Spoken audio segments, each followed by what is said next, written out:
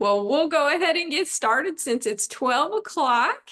And I'm so glad that you're all here with us today. And we've got a great session lined up. And I've been looking forward to this day. I think it's going to be super encouraging and inspiring for all of us. And also, as we all know, it's a Good Friday today. So it's a day that reminds us of Jesus' incredible love and sacrifice. And so as we jump in today, let's just carry that heart of gratitude along with us in this time that we learn and connect together. And so we're honored to get to hear from Richard Albertson today as he's going to share on expanding CMI vision. And Richard brings such a rich depth of experience and insight. And I know that what he shares is going to speak to all of us. But before we dive in, I want to just give you a quick heads up. Today's session is being recorded, and I'll send it out along with Richard's slide deck to you in a follow-up email next week. So no worries if you need to step away or if you want to go back and review later, that will be available to you. And there will also be a dedicated Q&A session at the end of our call today where you'll have the opportunity to ask Richard all of your questions. And like always, we want to kick things off by inviting God into this time with us. And I'm excited to introduce you to Phil Prewette.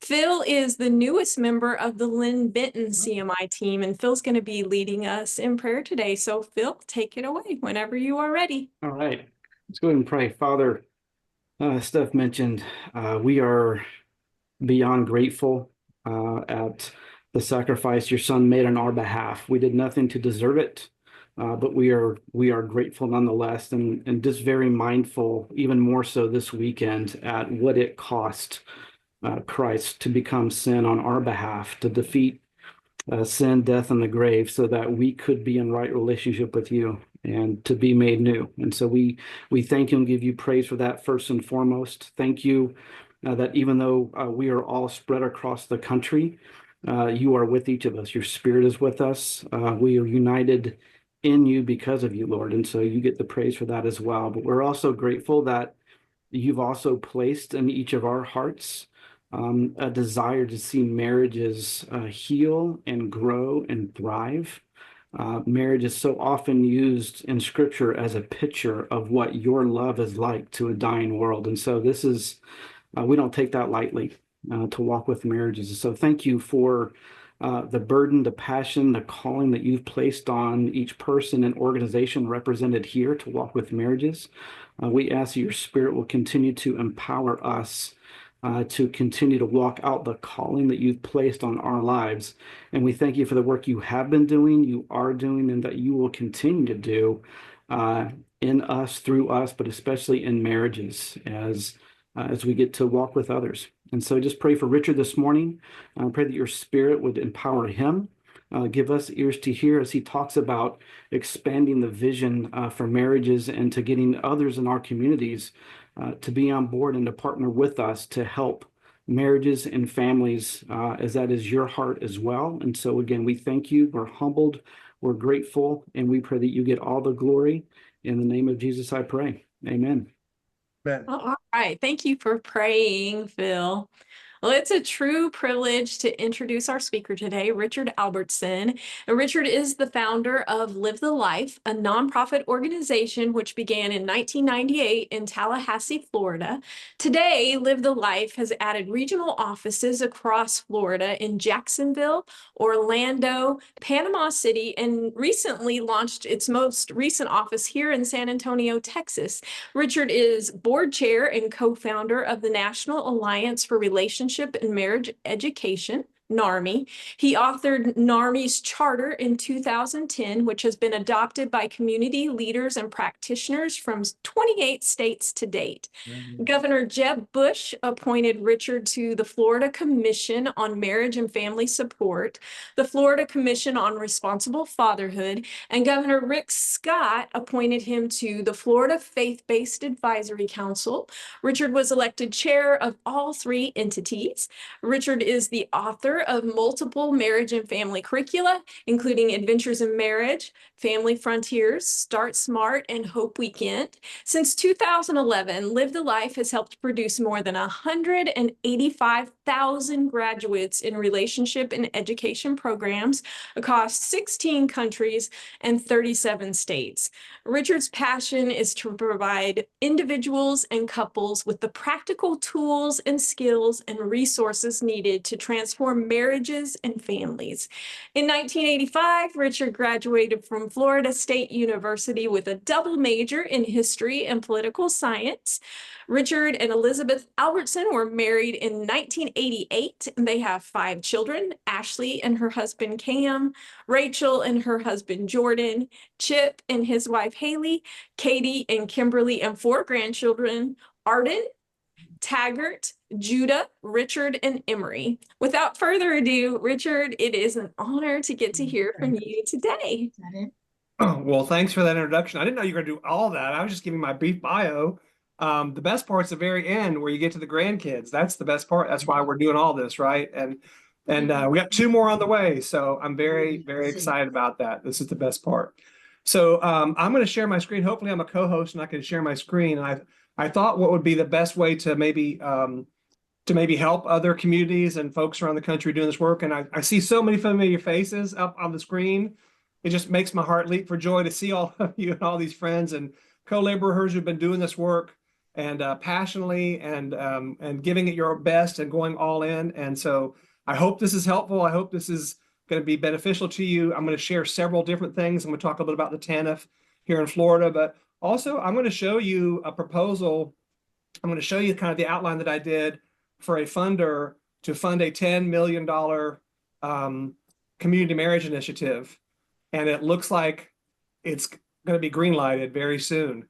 So I'm going to show you what I presented to them. And if this is helpful and beneficial, starting kind of at the highest level, big picture, and then start really drilling down, but trying not to bore them with too much detail and wear them out, but paint that big picture, the broad strokes, but give them enough detail to kind of picture what we're doing. So that's kind of like the way I would go. And we don't have a check yet. We don't have the approval yet, but all indications are all systems go, and we should be launching this project in the next, I don't know, month or so.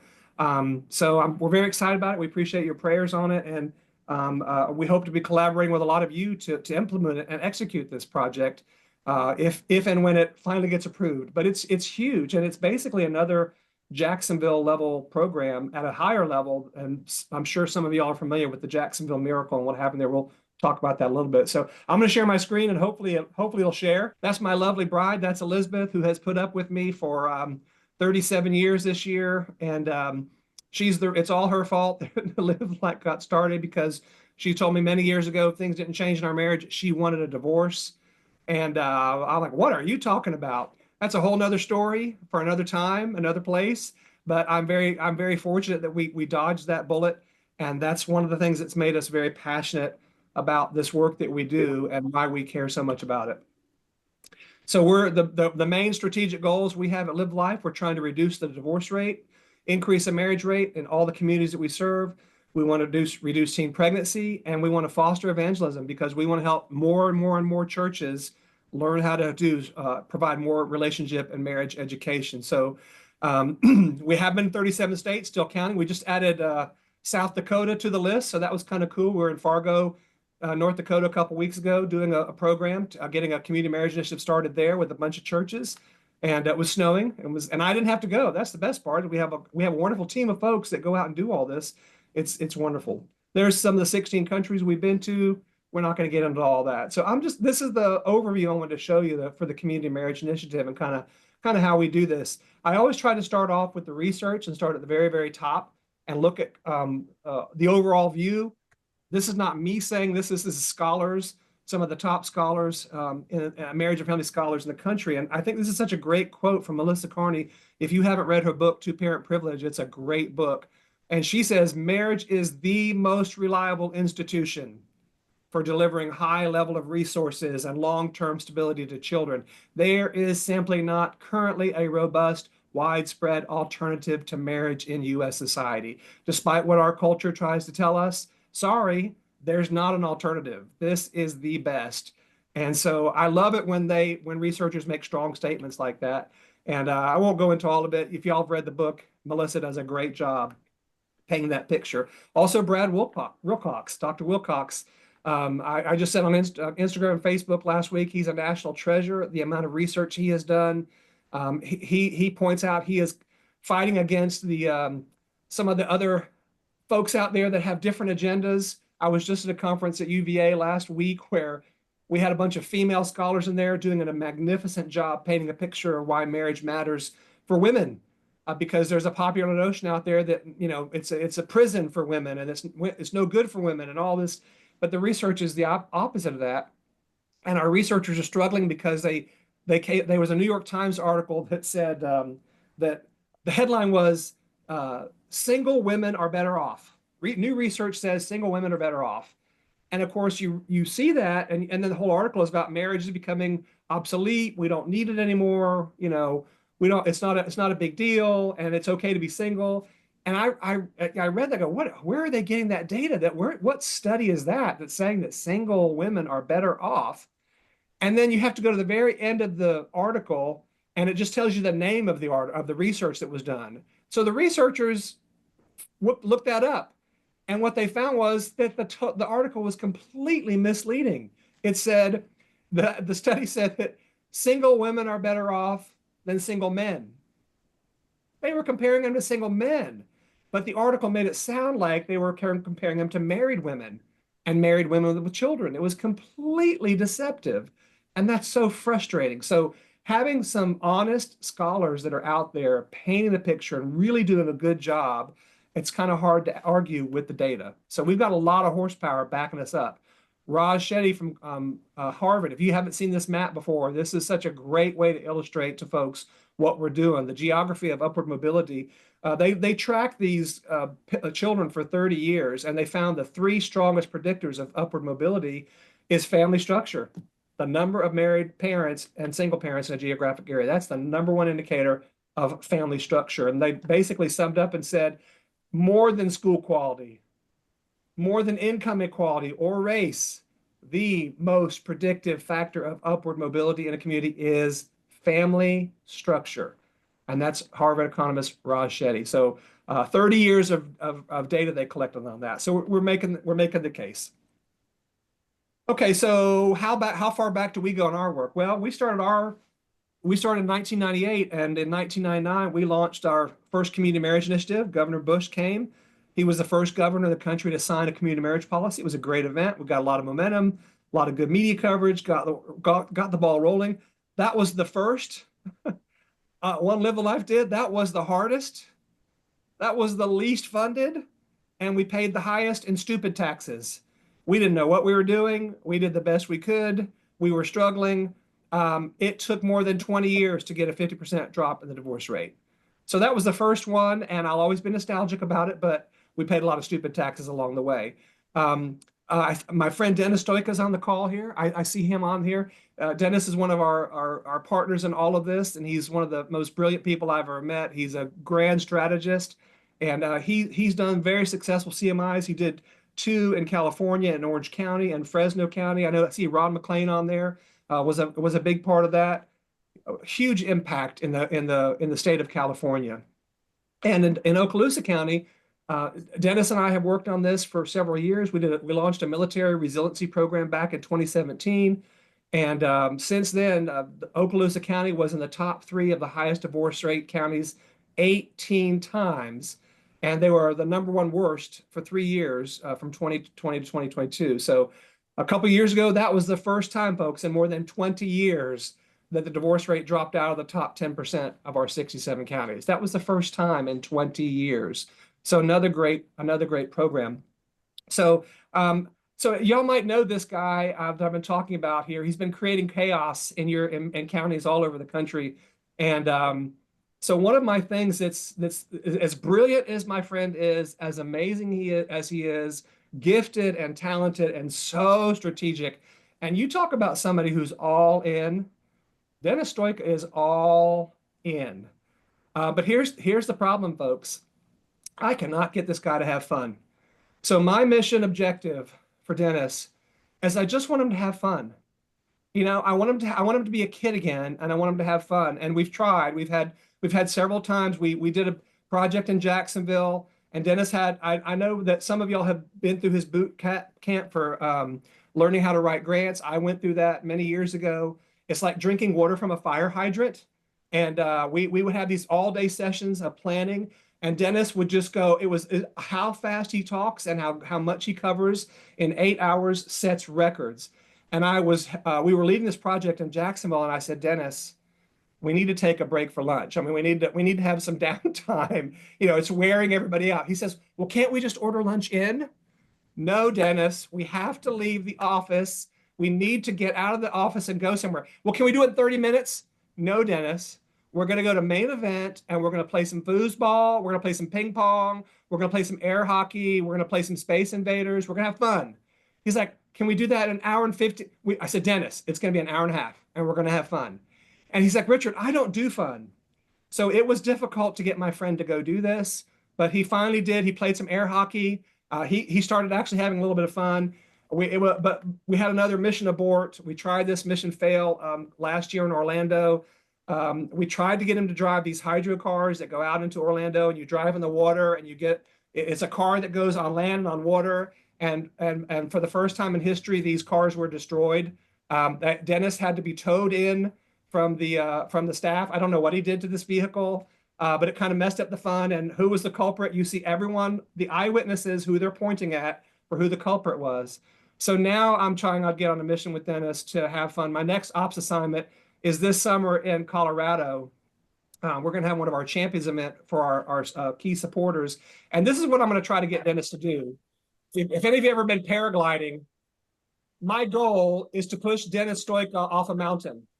That's my goal this August, is to have him fly. And it's a lot of fun. If you've never done paragliding, it is a blast. So all in favor of me throwing Dennis off of a mountain, thumbs up. Can I look around the room? Thumbs up. Who says yes? Yes. Now, I can't see Dennis on my screen. I hope Dennis's thumb is up, because Dennis, I really want to push you off a mountain. And that would bring me so much joy. And after some of the boot camp that you guys have been in, I bet a lot of you are like, yes, Richard, please push that man off of a mountain. We would all appreciate that. So I'm counting on your support. Okay, back to more serious. That's just for fun. I love my friend. Dennis is my best friend. I love working with him. So three cities. Richard, just so you know. Can I give Dennis the floor? I don't know. Do we need to mute him? Can I give him the floor? I guess we can. In the chat, because you probably haven't seen the chat. In the chat, I just type, who booked this speaker?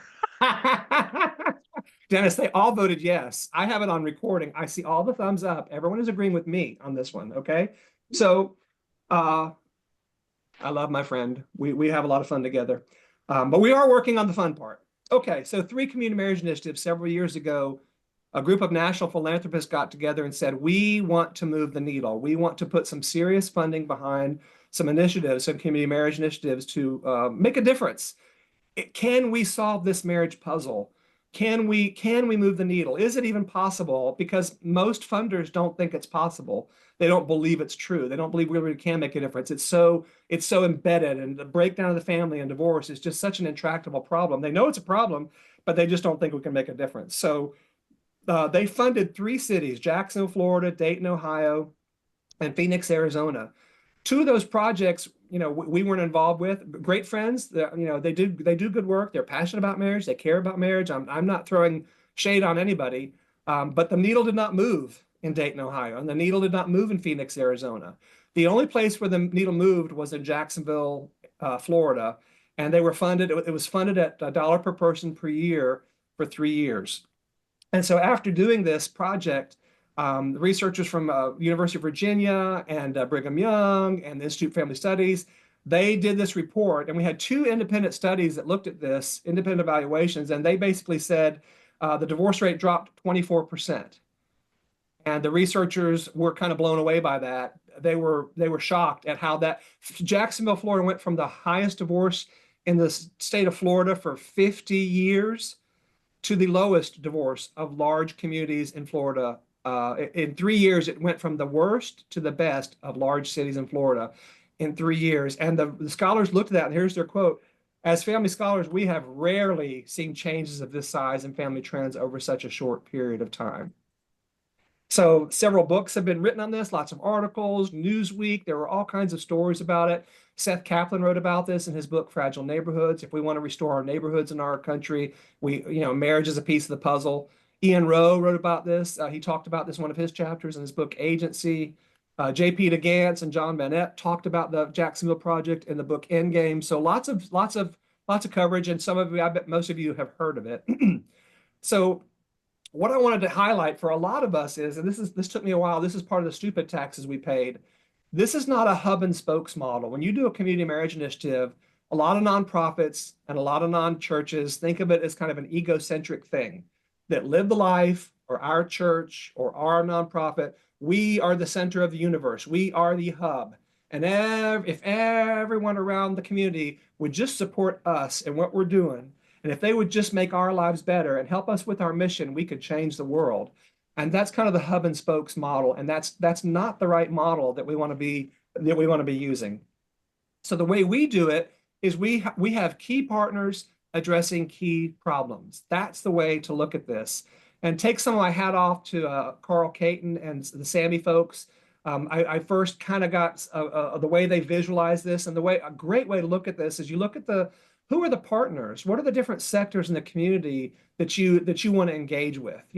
Is it nonprofits, first responders? Is it the military? Is it neighborhood associations? Is it the private education, foster care? Who are all the partners that you want to be inviting to be part of what you're doing? Where are those people, right? And then the other thing is, okay, well, what are the issues impacted by strong marriages and families? Do the issues on the screen connect to marriage? Yes, every one of the issues you see on that page, mental health, child well-being, teen pregnancy, poverty prevention, homelessness, all of those issues directly tie into strong marriages and strong families. So it's more of a web, it's more of a network of how all these things interconnect. And when we're dealing with this, it helps it helps the issues, and it helps every single one of those sectors improve and do better. It's not about making Live the Life organization better. It's not about us. It's about all these issues, and it's about all these other sectors in the community. I hope you guys see that distinction between the hub and spokes model and what we really should be doing as a community marriage initiative. So I'm going to walk you through this. I bet some of this is familiar to you, but I'm going to walk you through the basic steps and drill down. I'm going to drill down on one of them, but I'm going to give you all of them. So the first one is first pray. We got to be, folks, this has to be covered in prayer. If you don't think, I have a saying that if you don't run into Satan, you're going the wrong way. So you're going to get opposition. The Satan is not happy. He does not want these community marriage initiatives to be successful, and he pulls out all the stops. Satan never sleeps. And if you're not running into him and being discouraged and being disheartened and feeling like there's 1,000 setbacks, you're probably doing it the wrong way. If you're getting lots of resistance and a lot of pushback, you're probably on the right track. So we've got to cover this in prayer. So the first thing is, we Live a Life. We've been praying for these communities, that $10 million project. Our prayer team has been praying for that for the last 3 months. And if this gets going, the first thing we're going to do is, where are those intercessors in that community that we can start talking to right now to start praying before we hire the first person? Cover this in prayer. Second thing is who's the leader? Who's the leader that's going to make it happen, right? John Maxwell, everything goes back to leadership. If we don't have the right leader leading this project, it's just not going to be successful. You've got to have the right people. You got to have good, strong people. Not perfect. There's no such thing as a perfect leader, but there are good folks out there. We need to find them, and we need to recruit them and get them on board. And then, who are the sector leaders who have a shared vision for strong marriage and family? They see how their sector, just like those previous slides, we want to help them see how their sector will benefit from being part of this community marriage initiative. So when we're doing that, we got to increase the supply. We've got to flood the market with relationship and marriage education programs. This is a ground war, and it's an air war. A lot of programs, a lot of marriages, a lot of church programs focus on the air war.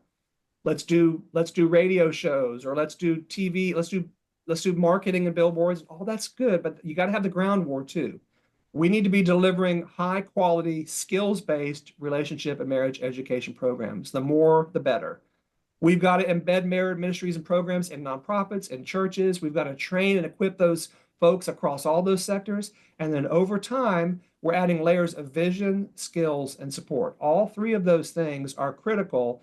If you're trying to build a marriage program, a relationship education program in a community, all three layers are critical. You can't just have a strong vision for marriage and like, we believe in marriage and we want this to happen and we have good messaging out there and we have a good air war. That's not enough, folks. You've got to have all of it.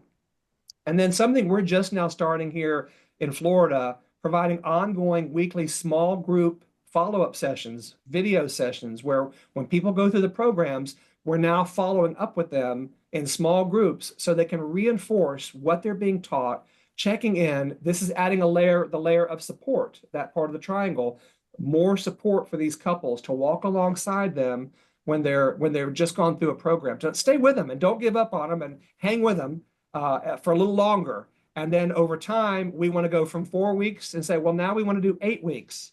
Now we want to do 12 weeks. Now we want to plug in with some of you around the country to maybe do another, that we help each other out and we share information, ideas, videos, content, and we add more and more and more layers and plug in with more and more resources out there in the world to help these couples and just kind of keep it going, reinforce it. And then the ground war. Folks, we got to have outcome evaluation. You need to evaluate every program you do. Every program we offer at Live a Life, we have an evaluation and we see how are we doing. And then we give that to the church. We give that to the military. We give that to the first responders. Whoever we're working with, we give them the report and we show them how that program, the impact that it had. And they love getting that feedback and they love getting that data. Increasing the demand. You got to have a multifaceted, this is the air war. Public education campaign to increase, this is where the supply kind of meets the demand. You've got the air war, using digital media. What are the benefits of children? We're trying to reduce our divorce rate. We're trying to increase marriage. Marriage matters. It matters to kids. Where are the resources in the community where we can help them? What churches, what nonprofits, what community-based organizations are doing marriage and relationship education? Point them to that and get that air war so people can find what's out there. And having that website clearinghouse, usmarriage.org, is just a free, great resource to let people find what's going on in the neighborhood and what's going on in the community. Then the ground war. We got to develop partners in all those sectors. Now, this is Carl Caton. This is, if you haven't heard this from Carl Caton, his 5 humble questions. Carl is brilliant. This is just the best way to develop. And Carl, I got to tell you, I think Carl's on the call. Carl, I use this again. I've used it many times. I used it last night with a church partner with our HMI grant, and I asked them these questions. Tell me more about your work. I've heard great things about the work you're doing. What's going on with that? How is this part of your personal story? This particular couple had gone through our Start Smart program 20 years ago. So now how did that become part of your personal story? What are you most excited about in the weeks and months ahead? Man, they love that question because they're telling you what they're excited about, what they're passionate about, what they care about. And I asked them, hey, what's the roadblock? What's one roadblock that's blocking you from getting to this vision and executing it? And then finally, what can I do to help you take your next step, right? I'm not the panacea. I'm not your savior coming in, but what can I do to support you? I'd love to do that. And then we want to invite them to have people in their network, in that sector, to support and engage with what we're doing at the community level. What can we do to support you? So what I want to do with this whole idea of partnership development, I'm going to take this one step in all these steps that I'm showing you, and I'm going to drill it down a little more. And I'm going to get into the weeds a little more. And I hope I'm not boring you to tears. I'm just drilling down each of these steps. There's drill downs, every single one of them. And I'm going to drill down a little more on this one. So you meet with a community sector leader. What can our community marriage initiative do to support you and your sector and what you're trying to accomplish in your area and your neighborhood and your neck of the woods in the area that you focus on, where your life is? How would your sector benefit? How would the key issues that you care about, how would they benefit from being involved with Live a Life and our community marriage initiative? And hey, what are some things that you can do to engage with us? So how do we support you? How are you going to benefit if we work together? And how can you engage with us? So as you think about this, Carl, again, kudos to you. You're the one that told me this several years ago. What community sector you think is the least likely to engage? Of all those sectors I just showed you, when I asked this question, I actually had a divorce lawyer on the call with me, or not a divorce lawyer, but a lawyer. And he jumped out and says, "Oh, divorce lawyers." I said, "Yeah, that's a good one to think about. Let's start with them. If that's the sector that's the least likely to be plugged in with this. Okay, so how do we talk to divorce lawyers? Well, hey, here's what we can do to support you and your firm and your law firm. We can give you information about local relationship and marriage education programs, and maybe you can put it in your waiting room. We'll provide it to you free of charge. Whenever you run out, we'll come load them back up. We got usmarriage.org. I'd love to highlight lawyers in our community who promote our programs, who promote relationship and marriage education programs. Would you be referring clients to any of these marriage intensive premarital programs? Would you, if you provide mediation or collaborative divorce, we want to put you on usmarriage.org as a resource for couples so that we help people find out about you. We can provide the True North relationship education to your kids. Do you have any kids in middle school or high school? Oh yeah, I have a teenage daughter that's in so-and-so middle school. You know what? We would love to provide that program in her school and help her learn how to do this right up front. Very often they'll tell you, well, yeah, I do have a daughter that's or a son that's engaged and wanting to get married or dating this girl. And hey, we've got a Start Smart program. We've got Focus. We've got Prepare Enrich. We've got these different programs that we could offer to your daughter. She could go through that program and it'll help her get a better foundation for a lifelong marriage. Would that be good? Oh yeah, I really want to do that. I'm not so sure that she's making the right decision here. Well, let's send her through Start Smart and let's let them learn some relationship education. And by the way, about 20% of the people that go through Start Smart, the marriage breaks up. They end up not the marriage. They don't get married. They break off the engagement. I'd much rather have a broken engagement than a broken marriage with 3 kids. And they're nodding their heads like, yeah, that would be beneficial. That would help my daughter. Okay, good.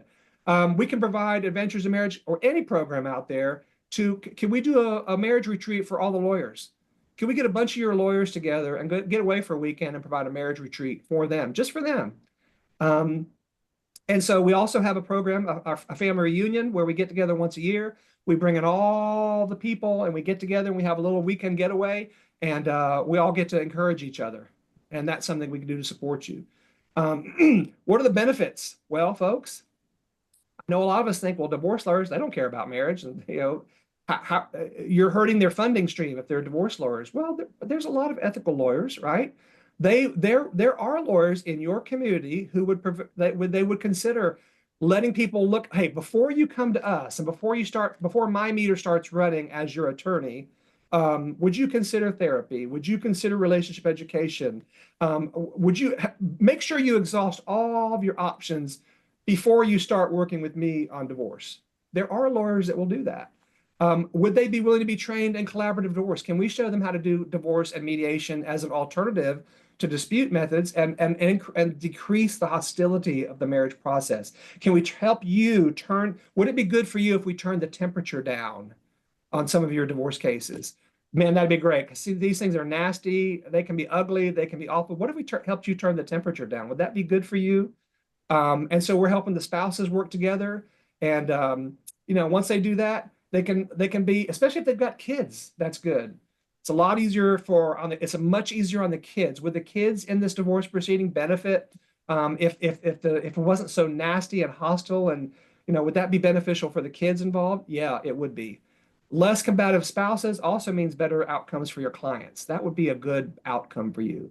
And also, they're going to save money in litigation. You're going to save time. How much time does it take for you to prepare for litigation when you got to go before the judge? And especially when it's adversarial, how much time does that take for you? Oh man, you would not believe how many hours I have to spend on this. Oh yeah. So it'll save you some time on prolonged litigation, right? So there's going to be faster resolution of divorce cases. It's not going to take as long, and there's more privacy. All their dirty laundry is not putting out in the public purview for everyone in the world to see all their drama. Would that be beneficial for your clients? And then finally, here's some things you can do to support you to be plugged in and engaged with our community marriage initiative. Read an article. And again, Carl, you know, you're the one that pointed me to these 2 articles, Bill Doherty and Steve Heritage. There's fluidity in the decision-making process. You know, it's not hard and fast. Sometimes this person is absolutely for the divorce, and then 2 or 3 months, I'm not so sure. It goes back and forth. There's an ebb and flow. Well, that's good. That's good to know, right? So maybe just do that. Learn about relationship and marriage education. Learn about discernment counseling. Learn about alternative dispute resolutions. Look at all those things, and learn about the different programs being offered. Go to usmarriage.org. Look at all the resources we have that are available. You can get on our social media, follow us, like our posts. If you like something, contribute to our posts. Put some content on there for us to add, to share with others, and leave our brochures in your lobby.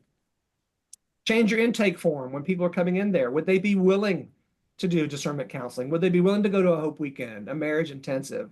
You know, add a half an hour to that and say, is this your best and only option? Here's some other options. You could become a monthly donor to live a life. You know, you could start, if you want to contribute, that's something you could do. You could become one of our partners. You can invite one other lawyer. Who's one other lawyer we could go talk to? Would you personally introduce us to that lawyer and open the door for us? And that introduction makes it a whole lot easier to get in the door with that other lawyer. And would you help us lobby the legislature for better public policies to remove marriage penalties? There's so many ways you could be plugged in with us. But hey, you don't have to do all 10 of these things. You know, what's one step forward? What's one thing you could do if you want to be plugged in what we're doing? Okay, so you guys got to get the idea. I kind of drilled down on one, but it's the same thing with all of those sectors that we just said. It's the same process for all of them. Education, you go into the school board members, you say, hey, there's a 97% reduction in poverty. Did you know that? It's the best anti-poverty program in America is called the Steps to Success, the sequence of success. If young people will learn how to do these things, these 4 steps in this order, 97% of them will not be in poverty. And that research has been not only done multiple times, but it's 25 years old. They got the same results 25 years ago that they got last year. It moved by 1%. One study said 97%. The other one 25 years later said 98%. It's the same research. It's if kids will do that. Would it be good if we lowered dropout rates in our county? Would it be good if we reduced teen pregnancy, the bacterial STD rates? Would it be helpful if the families were together and there wasn't so much drama in the family that you had higher math and reading scores in your school? Would that be beneficial to you in the education sector? Yeah, I think so. I'm showing you, this is data from Gadsden County, Florida. Gadsden County is the poorest county in Florida. It's almost like a third world country. It's where it's just a basket case. It's a wreck. And this shows you the teen pregnancy rate over time. If you look at teenagers across Florida over time, the teen pregnancy rate has been slowly declining. In Gadsden County, it went from 2014 on up, it was going up, up, up, up at the same time that Florida was going down. Guess what happened in 2018? We started working in the schools in Gadsden County. We have gotten now into every middle school and every high school in Gadsden County. Look what happened to the STD rate, or this one is pregnancy rate, but it's the same thing for STDs. So if you look at that, this is bacterial STDs. I call this slide the 2 mountains. Notice how the red line is Florida. The bacterial STDs has stayed about the same for the entire time. But you know, it looks like there's this roller coaster ride. Well, would you like to know what the roller coaster is? In 2000 all the way up to 2008, it was just skyrocketing. Guess what happened in 2008? We got a Department of Health grant for 3 years to do sexual risk avoidance, teen pregnancy in Gadsden County. And so the next 3 years, it dropped back to where it was in 2005. And then the funding stopped. Guess what happened when the funding stopped? It just started going back up, up, up, up, up, up, up. And then we got another grant several years later, and look what started happening. So I tell the Department of Health, you guys are crazy to ever stop funding Live Life working in Gadsden County. You should be partnering with us forever. And they look at this, and by the way, this is their data. This is not Richard Albertson. This is the Department of Health's own data that's showing this. So that's kind of cool. Okay, so another thing, this is something that is a new one that I've added on since Jacksonville, because I think this is absolutely essential. One of the biggest issues we face in the community marriage initiative movement is funding.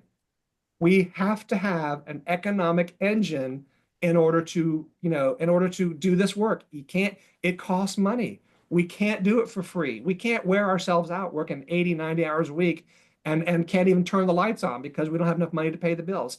We have got to have a sustainable plan within 5 years and pay it forward to the next community. So folks, it's going to be $1 per person per year for 5 years, and it's 25 cents for the air war.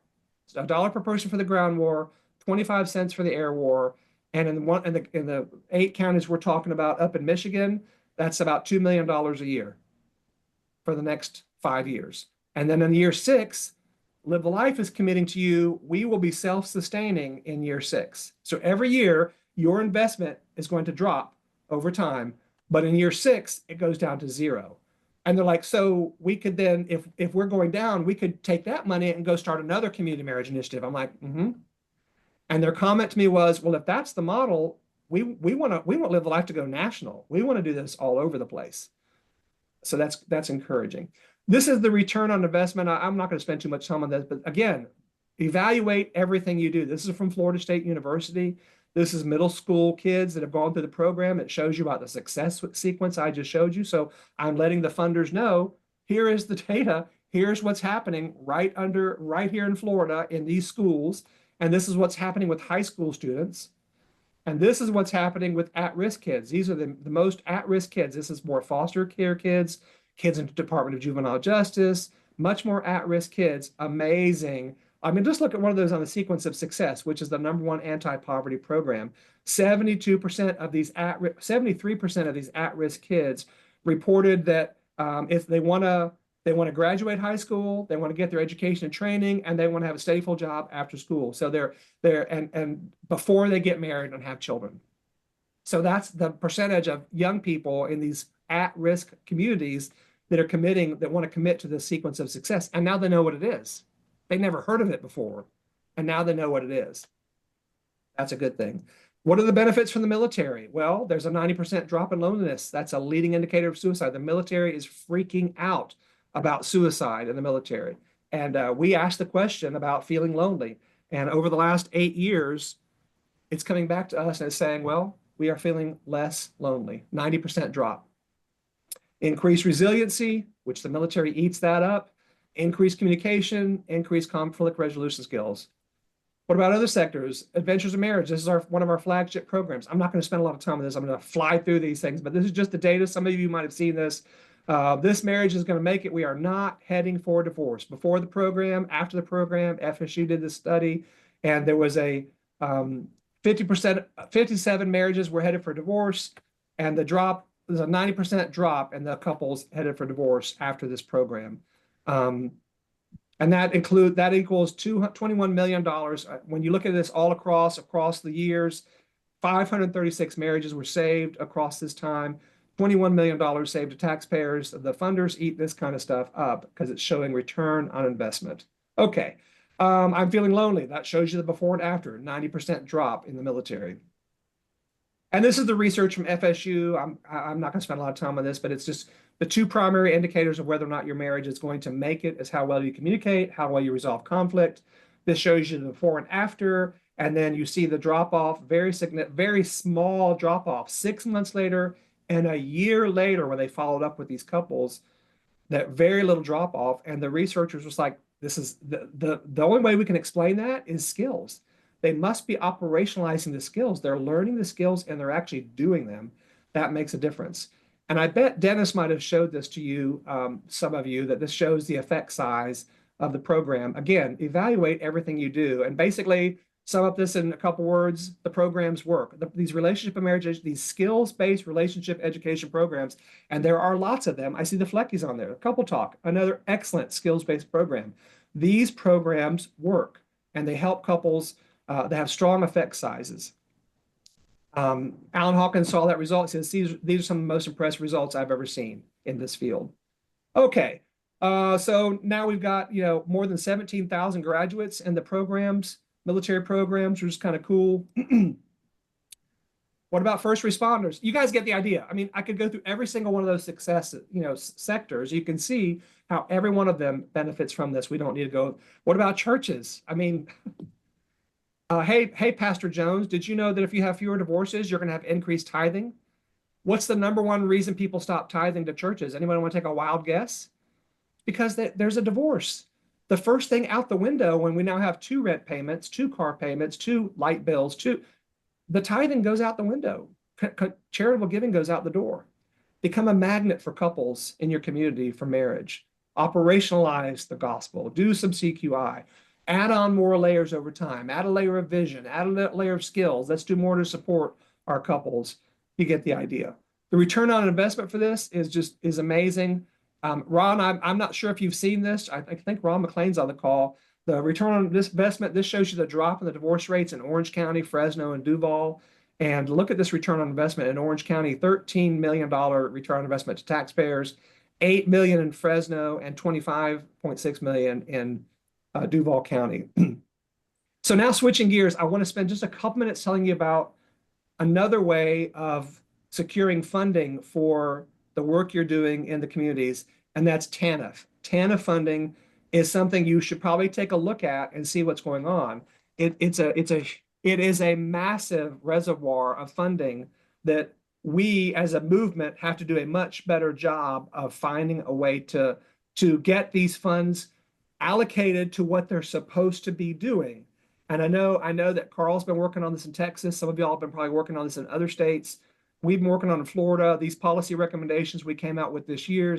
For those of you who are not familiar with TANF, the 4 things of TANF. TANF is a federal program, these block grants they give. It replaced welfare programs back in 1998. So this has been around for 27, 28 years. And it's supposed to do 4 things. Provide assistance to needy families. Okay, they do that one. And the dependence of needy parents on the government through work, job preparation, and marriage. That's the one that gets completely ignored. In probably 50 out of 50 states, it gets ignored, that one. Reduce the incidence of out-of-wedlock pregnancies. Does that involve some of the work that we're doing with students and that you guys are doing with students? Absolutely. And number 4, promote the formation and maintenance of 2-parent families. So how much is being spent on this in your state? You will probably be shocked if you find out how much is actually spent in your state. According to the Center for Budget and Policy Priorities, in Florida, as of 2022, we had $222 million in unspent TANF block grants. And I guarantee you, none of the TANF funds in Florida are being spent on marriage or the formation of 2-parent families. It's on job placement, work, training, all these other things, which we're not saying take the money away from that. But if there's $222 million in unspent funds, shouldn't some of that go to, what TANF is supposed to be doing? So I'll put this in the chat room in just a minute, but if you want to find out what your state looks like, I'll put this link in on the page. And you can click on your state and find out how much unspent TANF funds you have. You will probably be shocked at how much unspent TANF funds are in your state that are available for your work. So what we told the Florida folks, the Florida legislature, and what we're pushing for this year is, hey, how about you take some of that $220 million? We're not asking for all of it, although we could. We're not asking for half of it, although we could, because half of those 4 things I just showed you, more than half, 3/4 of it, if you include our work with students, you could say 3/4 of it should go to the work that we're doing for community marriage initiatives, right? But hey, we're not asking for all of it. How about $25 million to implement community marriage policies across Florida? How about we teach the sequence of success and healthy relationship skills, the anti-poverty program to high school and middle school kids? How about $14 million for that? How about $7 million to provide all kinds of relationship marriage of all different shapes and sizes for single and married adults? Let's teach people how to have healthier relationships. Let's do a public education campaign about how marriage matters, and marriage is good for Florida. It's good for our communities. And if you have not signed on to the support document, I would appreciate you signing it, because we're getting ready to do another print, and we're going to the legislature again next week. We're going to pass out more of these. I told them I was doing this today, so if some of you haven't done it yet, I'm going to put it in the chat box. You have until 5 o'clock today Eastern time to say, yes, I would like to be signing on to these policy recommendations. You're just saying you endorse it, you support it. If you support it, please put your name in there, and we'll add you to it, and it'll be in the next print run. You're just endorsing it. Okay, that's all I have. Let's make marriage cool again. Let's work together. I know it's drinking like water from a fry dryer. I hope I didn't put all of you to sleep. Does No, anybody not have any questions? well, Richard, we're so thankful that you made time in your busy schedule to share with us today. And we are going to have a time of Q&A. So if you have a question for Richard, if you would please raise your virtual hand, I'll call on you. Carl? Yeah, Richard, tell us a little bit more about what Florida's doing with fatherhood. I know that there's been a tremendous emphasis on fatherhood, and that's kind of the same thing as marriage, right? But to tell everybody about what's happening in Florida with fatherhood. Yeah, they found some TANF funding, and they spent I think what Dennis is at like 25 million, 24, 25 million, I think is what it is that we're spending in Florida to do fatherhood programs. And they even though the TANF doesn't talk about fatherhood, they stretched a little bit. I'm fine with that. I'm all about fatherhood programs. I think that's wonderful, and I support that. It's a good thing. But okay, if you're going to do $24 million of TANF funds for fatherhood, do you think you should do something for marriage and two-parent families? And so yeah, I mean, I'm glad they're doing it, but we need to do it too. And sadly, the fatherhood folks were not as organized in Florida when they did this, and they made it. They let the state agencies kind of write the FOAs, and so it has all kinds of casework and all this bureaucracy and all this stuff. It's like, so it really is just a lot of these fatherhood programs are very small, mom and pop kind of organizations. They don't have all the sophistication to do all these multiple layers of bureaucracy they got to do. So unfortunately, they're having trouble spending the money because they don't have the bandwidth to deal with all this state level bureaucracy and paperwork and all this intake forms and all this stuff they got to do. So a lot of that money is not even being spent. Yeah, and another question is, it's really interesting. There's been so many unique layers of learning that have happened. Going back to Orange County and Fresno, we learned a lot then. Jacksonville was a great learning experience, and I'm super excited about kind of this current iteration that's happening in the Midwest, in all these Midwestern states. And what do you feel like what have we learned that you would implement this time that maybe didn't happen last time? What's the difference? So the biggest one to me from Jacksonville to this one is we talked about how we need to make sure we do something sustainable so that when the funding goes away, we're not caught with our pants down. Because originally it was a 5-year commitment to do $1 per person per year for 5 years. And I think if you were paying attention to that presentation, it was 3 years of funding.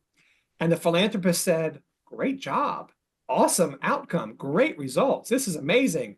And they pulled the funding and they decide they want to do their community marriage initiatives in other places, which is fine. I'm not complaining. I'm very happy and I'm very thankful. But I did not push as hard to do fund development at that point because I was so excited, like, oh, we can actually implement a CMI the way we really want to do it.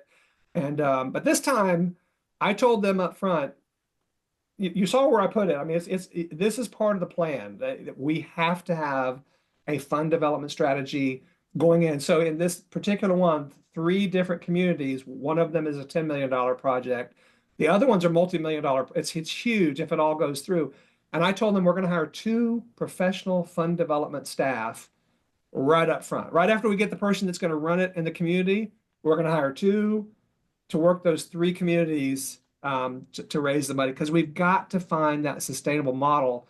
Unless you all are telling me you're fully funded and you're just doing great and everything's you just have so much money you don't know what to do with it. We have to find a way to solve that puzzle in order to be able to spread this to more communities and be able to pay the bills and keep the lights on. And it's a hard thing. And Dennis has been so wonderful and so generous and so amazing and doing this. And he's like a one-man machine engine that just goes all in on everything. And but we need a lot more Dennises at the table to help make this thing go. And it's not fair to him to put all that weight on him to do all of this. Does anybody else have any questions or comments? Kresha? It will take me too long to figure out how to raise my virtual. That's fine. Hello, Richard. Crusher Hey. Redis City, and I want to say thank you so much. Let me find you. There we go, gallery. Thank you so much for all of this. I have a lot of questions, but it looks like we're running out of time, so I'm just going to keep it general. So in Oklahoma, I'm sure you know the history of Oklahoma Marriage Initiative, and my husband and I are a small, mom and pop organization that's really trying to grow, and we're gathering our base.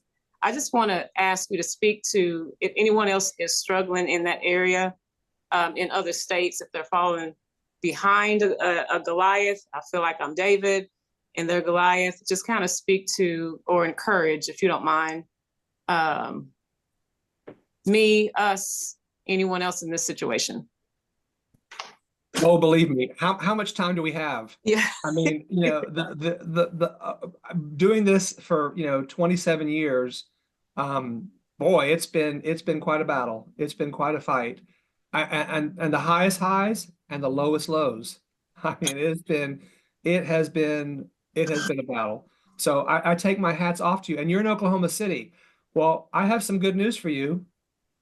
Oklahoma is the third city there that we're targeting on that project I just told you. So I need to make sure I get your phone number and plug in with you, because we want to be connecting with you and partnering with you, and we want to help. We want to help you. Yes. So there's one other city that's it's a group of counties up in Western Michigan. That's the first one. The next one's in Kansas, and then the next one is Oklahoma City. Okay. So we might be bringing some reinforcements your way in the not too distant future. But the thing is, that's why I love what you guys are doing with the Marriage Initiative. I didn't have this when I started. There was nothing back then. There was me and Julie Baumgartner. There wasn't a lot back then. And so the fact that you all have each other to lean on and press into, and we're in this together, and we're learning together, and we're growing together, and we're all helping each other. I hope you're picking up on that. The people that you see on this screen all over the place, they want to help. They want to be part of what you're doing. They want to encourage you. We're all in this together, and we're for each other. We're all trying to help each other get to that next level. I wish I had 1/10 of what you guys all have. Just looking around this room, I just think it's so cool that we're all in this together, and that makes it better. And one of the things that I love about this work is it's not just who you do it with. Is your name Kresha? Kresha, it's not just what you do, it's who you do it with. And you're doing this with some pretty amazing people. And that keeps me going, knowing that I have all these wonderful friends. I look at all these familiar faces around. It lights me up to see these people that have been in the trenches for so long, and they haven't given up. I mean, look at the McKennas. I remember the McKennas first started. They were here earlier. Are they still here, the McKennas? Yes. They were here. There they are. There's Bill. I see you, Bill. Yeah. And, and they're still never giving up, never surrendering. And now they're passing it to their daughter, and she's doing an amazing job, and she's out there kicking it. So what an encouragement to see that. And that I love that man. I have so much respect for him, and he's an encouragement to me. And I hope I've been an encouragement to him. We're all in this together, and we care about each other. And so I think that makes it unique. And I don't know if that's helpful or not, but extremely helpful. Thank you so much. Looking forward to the connection. Absolutely. Anybody else have any questions or anything they want to comment on? You don't have to raise your virtual hand. You can also raise your real hand if you can't find it. Jim. So, Richard, you talked about finding the key leader within an area. So what's your criteria, and how do you go about determining that? Well, when we hire people to live the life, I have 3 criteria. Are they humble, hungry, and smart? Those are the big 3. You can't have 2 out of 3. You need to have all 3. And what kind of a leader are they? Are they a servant leader? Are they passionate? Are they all in for this vision? This is not for the faint of heart. I mean, one of the questions I always ask is, where have you been tested in your faith, and what did you learn from that? If you haven't been tested in your faith, and you haven't been through, like Kresha has, if you haven't been through the trial by fire, you're not qualified to take over this project, because you haven't been through the fire. I need to hear that you've been through the fire and you're still standing, even though you might have some burns and some scars. We all have burns and scars along the way. if you haven't had that, you're not qualified and you're not going to do a good job. So those are kind of those are the big picture things that we're looking for. All right. Well, I don't want to miss anybody. Did anybody else have anything they wanted to say or any questions? So I'll just jump in since I happen to be unmuted. I just really wanted to public acknowledge Richard for really what I thought was just an absolutely outstanding presentation today. I mean, it was just full of content. The slides were wonderful. My only regret, honestly, is that I didn't think about turning on my Zoom, not my Zoom, my auto recorder so you could have the transcript with the slides. So I don't know, Steph, if that's possible to recreate, because I mean, it was just so well done. But I just really want to, yeah, I want to acknowledge Richard's generosity. I mean, just think about all the information that was there. And, you know, in so many other industries, the culture is, gee, this is my intellectual property. I don't really want anybody else to know. And that's not our culture in this field. Our culture in the field is that what's the phrase is that a rising tide lifts all boats. raises all boats. And that's what this is about, is really encouraging everybody. And that's what Richard has been a champion of for the 47 years that he's been in this field. He's really old. Okay, 27 years in this field. But he's been a champion of that sharing. And I really do want to acknowledge, Richard, the work you put into this presentation, the great job did in sharing it, and your generosity of sharing. So thank you very much, my friend. I love doing it. Thank you, Dennis, and thank you on what he just said is absolutely true. That we all want to have that heart. That's our heart. And so for those of you who want to learn more about fund development, I am doing a one-day seminar at the NARMI Summit. I did it last year, and I've had several people tell me that it actually helped them raise some money. So if you want to do some training in fund development, it's a one-day training before the NARMI Summit. It's going to be in DC this year. I think it's July 24th to 27th, NARMI.org. If you want to go through that training, we'll help you learn how to raise the money you need to grow. And the cost on that's relatively, I mean, it's a very reasonable cost. Do you remember what it is, Richard? I think it's $199, I think. Yeah. I'd have to look, but yeah. Was there a discount on that for NARMI members? I don't recall. I think there is. You would think I would know all this, but I don't remember. All I know is I'm teaching it. That's the main thing I know. But Do you want I us think to there is a discount. Would you like us to check with somebody on the NARMI board, or On maybe the NARMI board, chair? wouldn't that be wonderful? Wouldn't that be helpful? Yeah. All right, guys. Thank you. Yes, thank you so much, Richard, for taking the time to be with us here today. Everything you shared was so helpful for everyone, just inspirational. And we're very grateful for your time, because we know that time is a precious commodity for you. And so we're grateful that you took the time. And that wraps up our April training events. If you guys need anything, or if you have any feedback from today's event, please don't hesitate to reach out to me. My email address is steph@marriageinitiative.org. I'd really love to hear from you. Keep an eye out for my follow-up email next week with the link of the recording, and I can get the transcription of that for you all and share that as well, like Dennis was asking. And so you'll be looking for that in your email box soon. And we love you guys, and we're so grateful that you're part of the CMI family. You guys have a wonderful Good Friday, and we'll see you next time.